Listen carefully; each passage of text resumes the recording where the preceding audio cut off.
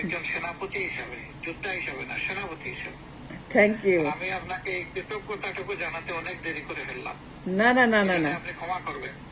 না না না না দলের পক্ষে, আমার পক্ষ থেকে এবং বাংলাদেশে আমরা যারা মুসলিম বসবাস করি সবার হয়ে আমি আপনাকে কৃতজ্ঞতা জানাচ্ছি, ধন্যবাদ জানাচ্ছি যে আপনি কঠিন দিনে আমাদের পাশে বহন কেউ দাঁড়ায় নাই, ওই সময় আপনি দাঁড়াইছেন আমাদের পাশে। আল্লাহু আকবার। জি, আল্লাহ আকবার। আমি তো আপনার এই ঋণ আমরা পরিশোধ করতে পারবো না আপা, পারবো না। আমার উপর দিয়ে যে কি ঝড় গেছে, আমার বাড়ি ঘর সমস্ত ব্লক করে দিছে, দেশে যাওয়া বন্ধ করে দিছে, আমার বিরুদ্ধে অনেক কিছু করছে, মামলা দিছে। তো আমার একটা কথা আছে এখন।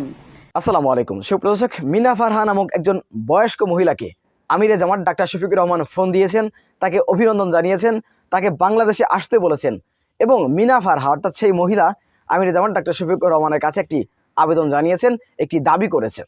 আমরা সম্পূর্ণ বক্তব্য তাদের ভিতরে যে কথা হয়েছে দুজনের কল রেকর্ড আমরা আপনাদেরকে দেখাবো। তার আগে আপনাদেরকে বলতে চাই বা জানাতে চাই যে মিনা ফারহা আসলে কে, কী জন্য আমিরে জামাত ডাক্তার শফিকুর রহমান তাকে ফোন দিয়েছেন, ফোন দিয়ে তাকে ধন্যবাদ জানিয়েছেন, দেশে আসতে বলেছেন। সুপ্রিয় দর্শক, আপনারা জানেন বাংলাদেশ জামাত ইসলামীকে আওয়ামী লীগ সরকার আসার পর থেকে তাদের পরে জুলুম, নির্যাতন, নিপীড়ন, নিষ্পেষণ চালানো হয়েছে। জামাতেদেরকে ফাঁসি দেওয়া হয়েছে। যখন কেউ কথা বলার মতন ছিল না, অনেক পীর, অনেক মৌলবী তারা মাহফিলের ময়দানে জামাত ইসলামের বিরুদ্ধে কথা বলতো যাতে পিঠ বাঁচে। আপনারা জানেন সেই সময় এই মিনা ফারহা, আমরা জানা মতে বা আমি শুনেছি যে মিনা ফারহা একজন হিন্দু। তো সেই ব্যক্তি, সেই মহিলা, তিনি জামাতের নেতাদের যে ফাঁসি দেওয়া হয়েছে অন্যায়ভাবে তার বিরুদ্ধে তিনি সোচ্চার ভূমিকা পালন করেছেন 2011 সাল থেকে।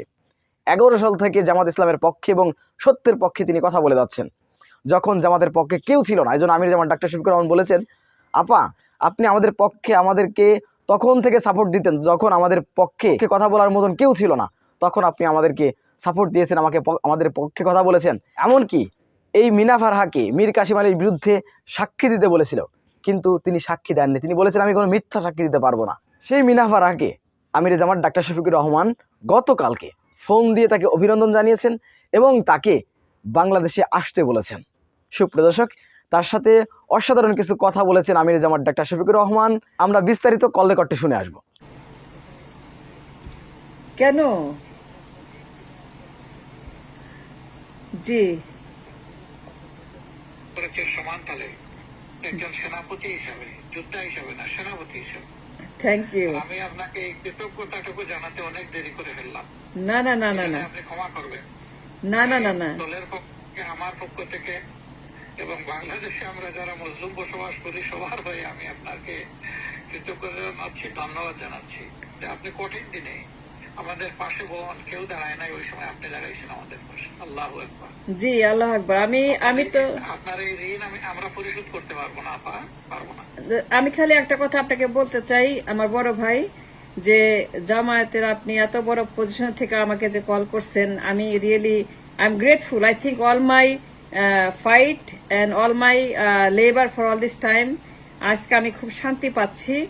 11 সালে যখন প্রথম লিখলাম নয়া দিগন্তে, আমি মানে কি অত্যাচারী শাসকের বিরুদ্ধে, আমার উপর দিয়ে যে কি ঝড় গেছে, আমার বাড়ি ঘর সমস্ত ব্লক করে দিছে, দেশে যাওয়া বন্ধ করে দিছে, আমার বিরুদ্ধে অনেক কিছু করছে, মামলা দিছে।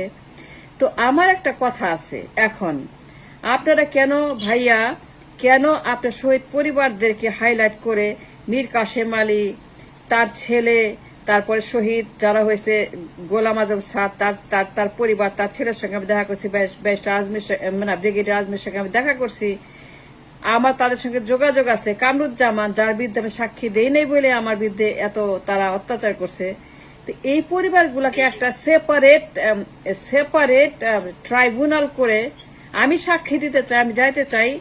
যখন এটা হবে আমি নিজে বলবো যে হাসিনা গণহত্যা করছে এবং এসকে সিনহাকে এনে মুখোমুখি দাঁড় করা, তাকে ইন্টারপোলের মাধ্যমে এনে তাজুল ভাইকে, কেন আমি বলতে পারবো না?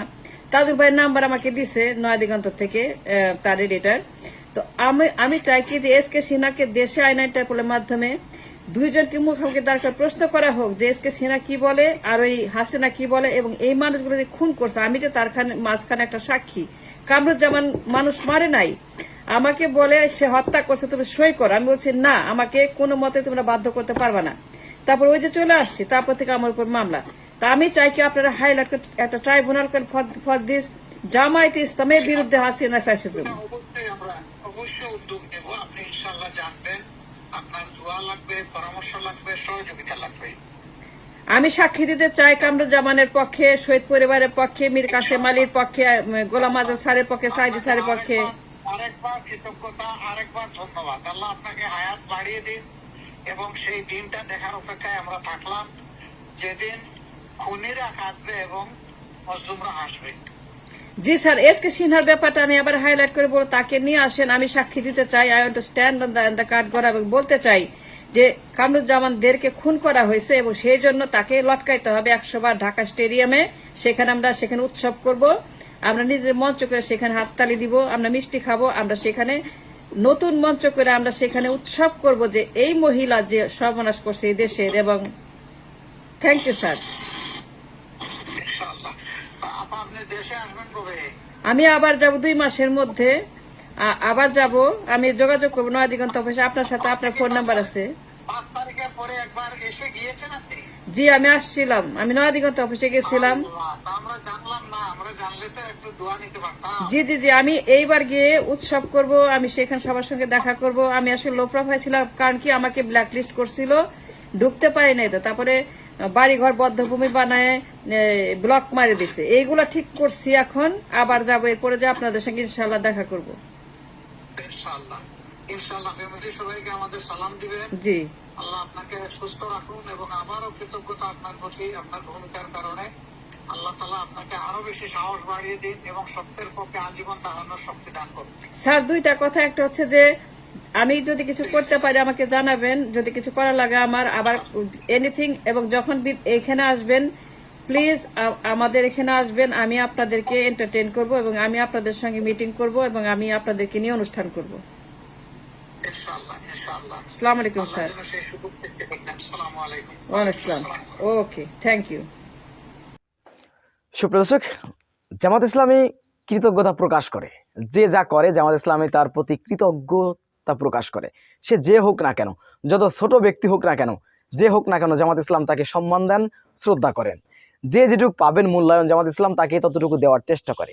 মিনা ফারহা তিনি বলছেন যে আমার মতন একজন সামান্য ব্যক্তিকে আপনি ফোন দিয়েছেন, এত ছোট মানুষকে, আপনার মতন জামাত ইসলামের আমির সেই হিসেবে আপনি আমাকে ফোন দিয়েছেন, আমি আপনার প্রতি কৃতজ্ঞ, আমি খুশি হয়েছি, আমার খুব ভালো লাগছে। এই যে কৃতজ্ঞতা প্রকাশ করেছে জামাতের আমির ডাক্তার শফিকুর রহমানের মতন মানুষ তাকে ফোন দিয়েছেন, এটা জামাত ইসলামের উদারতা, জামাত ইসলামের ভালোবাসা, জামাত ইসলামের কৃতজ্ঞতা বোধ। জামাত ইসলামকে কেউ সাপোর্ট দিয়ে জামাত ইসলামের পক্ষে কথা বলে নির্যাতন নিপীড়নের শিকার হয়ে বা সত্যের পক্ষে কথা বলে জামাত ইসলাম অবশ্যই তার কৃতজ্ঞতা প্রকাশ করে। সুপ্রিয় দর্শক, বিষয়টি আপনারা কিভাবে দেখছেন অবশ্যই আপনাদের মূল্যবান মন্তব্য কমেন্ট বক্সে জানাবেন। সবসময় সত্য নির্ভেজাল তথ্য পেতে স্বাধীন বাংলা ইউটিউব চ্যানেলটি সাবস্ক্রাইব করে আমাদের সাথে থাকুন। আসসালামু আলাইকুম রহমতুল্লাহি ওয়া বারাকাতুহু।